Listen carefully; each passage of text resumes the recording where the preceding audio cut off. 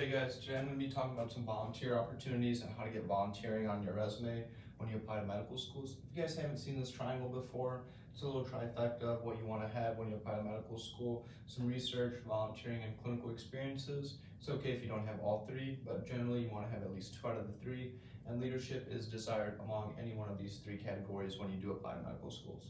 Just a general disclaimer, in general, DO schools want a lot of volunteering, whereas MD schools want a little bit more research.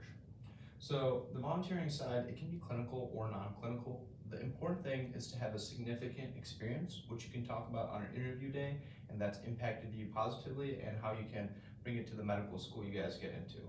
So as far as clinical experiences, anything in the hospital, anything in a healthcare environment counts.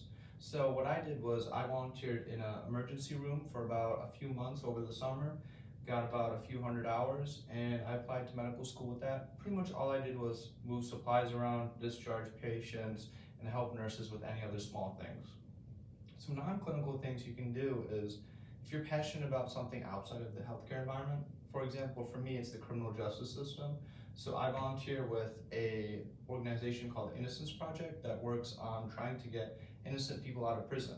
And that's a non-clinical volunteering research project working on a case.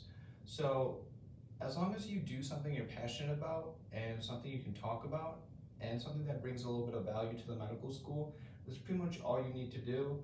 However, you do need to have a couple hundred hours. Like I said, the DO schools prefer some more, maybe 500. MD schools prefer a little less, maybe around the 300 mark.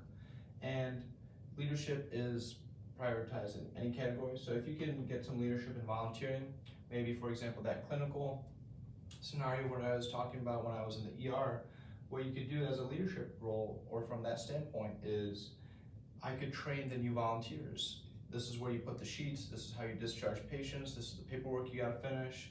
So if you can get leadership in volunteering, that's great. If you can't, just try to get some hours and try to make it meaningful.